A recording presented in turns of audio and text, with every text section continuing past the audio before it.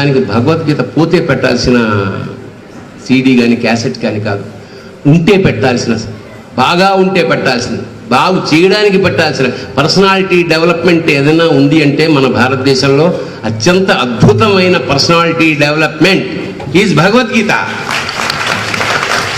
అతోవా ప్రాప్స్యసే స్వర్గం జిత్వా వా భోజ్యసే మహిం తస్మాత్ ఉత్తిష్ట కౌంతేయ యుద్ధాయ కృతనిశ్చయః. కృష్ణుడు చెప్తున్నాడు, అర్జున యుద్ధం చేయి,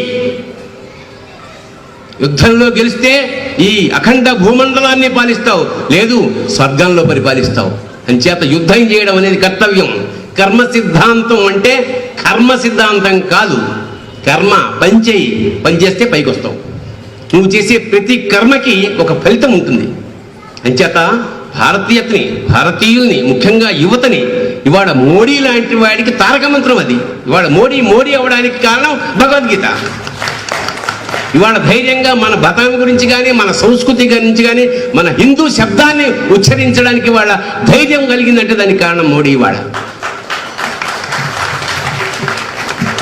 భయంగా మన దేశంలో పుట్టి మనమే ముసుగు కప్పుకొని బొట్టు పెట్టుకుంటే ఏమంటారో, చీర కట్టుకుంటే ఏమంటారో అనే దుస్థితి నుంచి ఇవాళ అంటే మనం బతుకుండగానే స్వేచ్ఛా భారతం వైపు మనం వెళ్తున్నందుకు ఆ దేవుడికి మనం కృతజ్ఞతలు కల్పించుకుంటూ ఆ పార్టీకి కానీ ఆ వ్యవస్థాపకులకు కానీ మనం సర్వదా కృతజ్ఞతలుగా ఉండాలి. ఇవాళ ఒక భారతీయత ఇవాళ అద్భుతంగా ప్రసరిస్తోంది, ప్రవహిస్తోంది. రేపు యావత్ భూగోళానికి ఒక మార్గదర్శకమైంది భారత జాతి.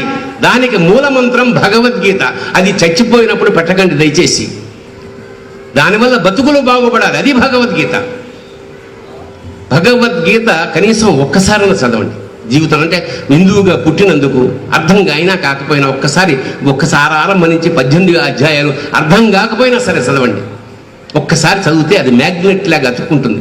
మీకు ఎప్పుడు బెంగ వచ్చినా ఒక చిన్న ఫిలాసఫీ నా జీవితంలో నేను ఎప్పుడైనా బెంగగా ఉంటే భగవద్గీతలోని ఏదో ఒక పేజీని అలా తీస్తాను.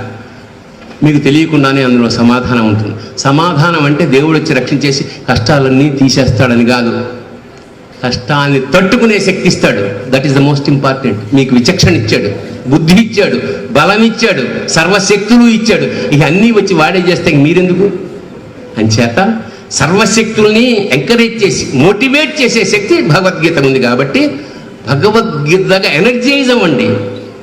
ఇంకోటి, భగవద్గీత చదవడం, రామాయణం చదవడం, రామకోటి రాయడం వల్ల పుణ్యం రాదు. రామకోటి రాస్తే పుణ్యం రాదు, భగవద్గీత చదివితే రాదు, పాటిస్తే వస్తుంది.